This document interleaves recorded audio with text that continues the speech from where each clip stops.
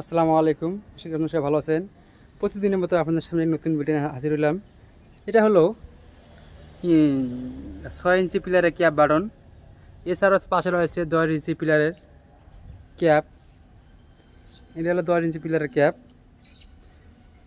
এটা 10 ইঞ্চি পিলারের ক্যাপ, মাঝখানে 10 ইঞ্চি ফাঁকা। এটা হলো 10 ইঞ্চি পিলারের ক্যাপ বাটন। এটা হলো 10 ইঞ্চি পিলারের ক্যাপ বাটন। দেখুন আপনারা 10 ইঞ্চি পিলারের ক্যাপ বাটন, আপনারা দেখতে থাকুন। আপনার কোনো পছন্দের ডিজাইন থাকলে আমাদের স্ক্রিনে থাকা নম্বরে পাঠিয়ে দিন, ইমেল হোয়াটসঅ্যাপ নম্বরে।